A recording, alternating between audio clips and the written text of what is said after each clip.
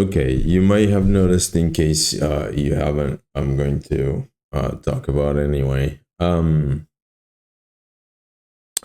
Might have noticed the fact that I'm currently um, ditching most Linux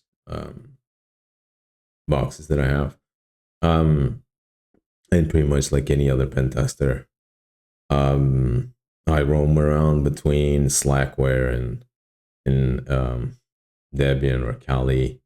Um, I've used pretty much all distributions all around, from Red Hat to Gentoo, um, and but my heart's really has always been on Slackware, since the beginning. Now, you might notice that I'm uh, lately talking a lot about uh, BSD based distros.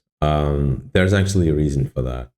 Um, I strongly believe that without clear leadership and vision from those who created a project, it's very difficult to a project to be successful.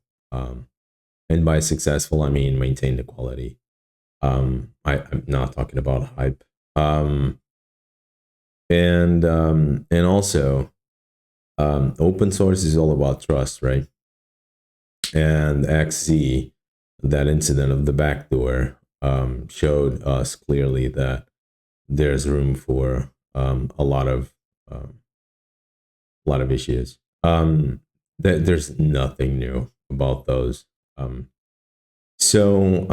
but lately, with the adoption of Rust, and even if we exclude the language and the claims of it, and focus only on the engineering, my concerns are mostly on the cargo front, which is basically the NPM version for Rust. And there's a lot of room for the same type of issues that we've seen to affect NPM, supply chain attacks. And the last thing you want is a supply chain attack on your kernel. And so I've in all my concerns, I don't think that I don't find that reasonable at all. And hence my efforts of running away from it, even if I know that for now some of the Rust part is, as far as I could tell, are not necessarily in use for the desktop. And you can always customize your build. Code base is too big.